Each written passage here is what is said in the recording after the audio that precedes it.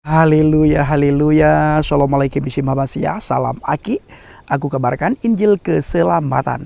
Bapak Ibu kasih Tuhan, ketemu lagi dengan saya Evangelis Abraham Effendi Usman. Bagaimana kabar Bapak Ibu semua? Tentu luar biasa. Dan saudaraku para pecinta Injil Habaget, saya menemukan di sebuah artikel, saya sangat terkejut. Di artikel tersebut ditulis, DPR kecam Italia berantas minoritas umat Islam dengan batasi ibadah sholat.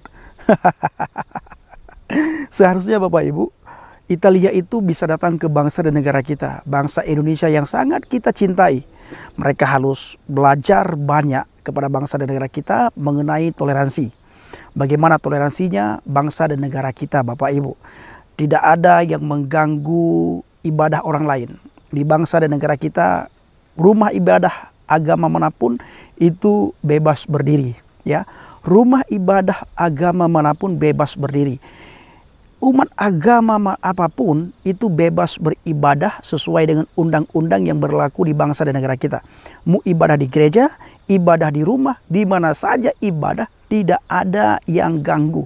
Begitulah toleransinya bangsa dan negara kita, Bapak Ibu, bangsa Indonesia. Hebatnya toleransi di bangsa dan negara kita, Bapak Ibu. Ibadah di mana saja itu bebas. Tidak ada yang ganggu dan tidak ada yang membubarkan ibadah. Tidak ada yang tidak mengizinkan untuk bangunnya rumah ibadah, untuk izin bangun rumah ibadah. Tidak ada yang ganggu, Bapak Ibu. Begitulah toleransinya di bangsa dan negara kita, Bapak Ibu. Harusnya negara-negara luar seperti Italia yang disoroti oleh anggota dewan kita, Bapak Ibu, anggota DPR, harus belajar banyak kepada bangsa dan negara kita. Mereka harus pergi kemari, mereka harus datang kemari, Bapak Ibu, untuk studi banding, belajar mengenai toleransi. Bagaimana toleransinya hidup antar umat beragama di bangsa dan negara tercinta kita, bangsa Indonesia.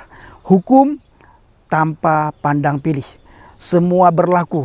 Ya, hukum penistaan agama juga begitu, Bapak Ibu, berlaku untuk setiap orang, berlaku untuk setiap umat manusia, berlaku untuk setiap agama. Siapa saja yang merusak agama lain, yang mengganggu ibadah lain, yang mencemooh, menghina agama lain, di bangsa dan negara kita diberlakukan hukum penistaan agama dengan baik.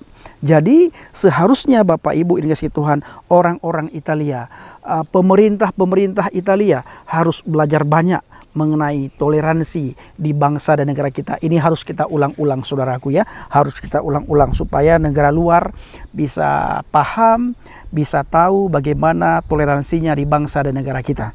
Saya akan membaca, Bapak Ibu, di FIFA Bandung. Koalisi sayap kanan yang kini berkuasa di Italia mengajukan rancangan undang-undang RUU pembatasan kegiatan ibadah sholat yang hanya diperbolehkan dilaksanakan di masjid. Langkah tersebut pun memicu pengecaman, memangkas kebebasan hak dalam beragama umat muslim di Italia. Luar biasa, Bapak Ibu, ya. Luar biasa. Ini sorotan daripada anggota dewan kita, Bapak Ibu. Anggota dewan tercinta, anggota dewan yang kita cintai di bangsa dan negara kita. Mereka begitu menjunjung tinggi toleransi.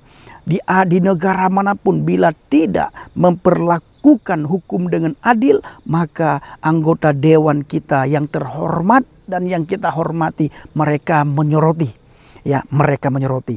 Perdana Menteri Italia Giorgia Meloni pada RUU itu, ibadah sholat di ruang umum dilarang.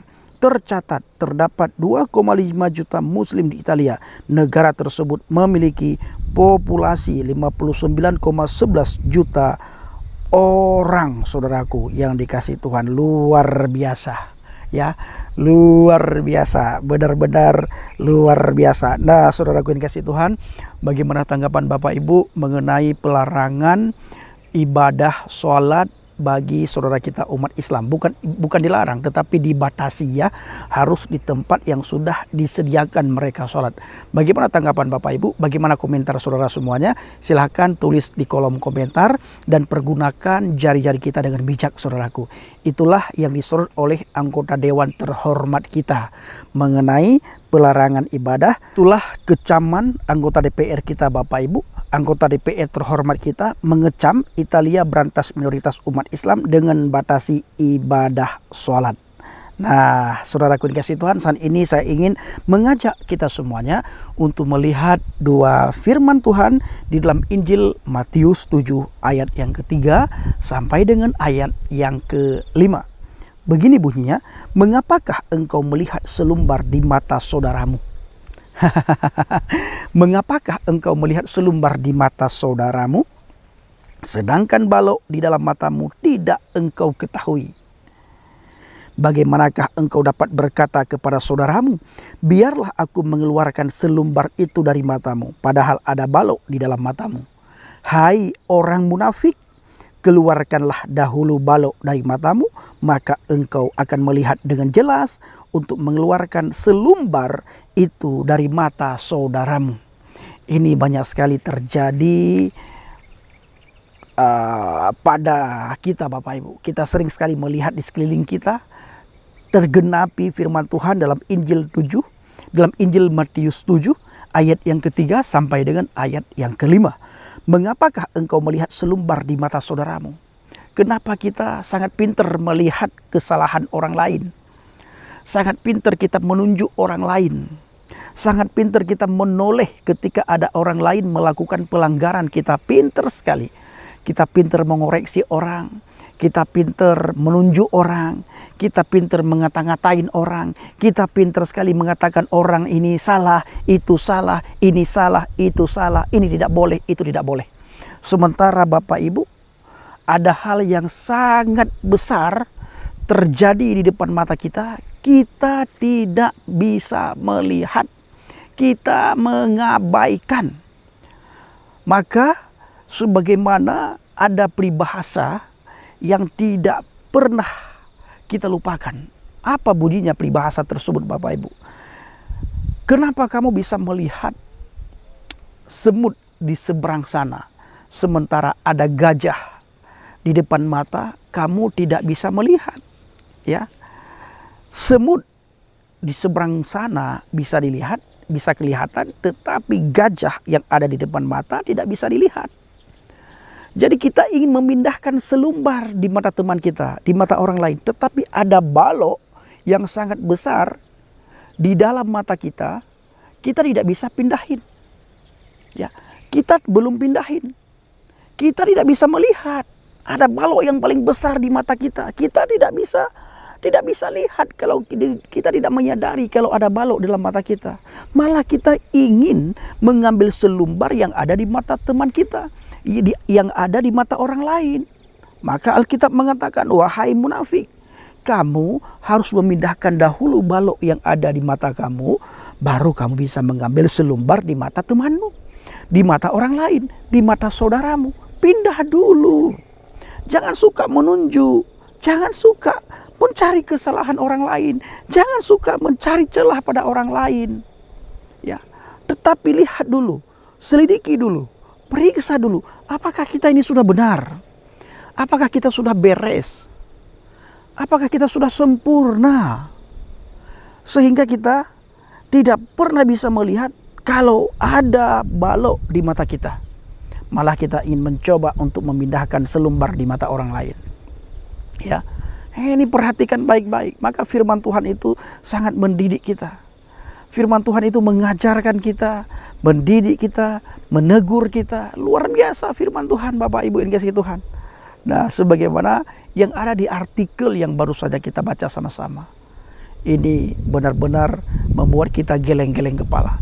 Ya, sebagaimana saya katakan tadi, harusnya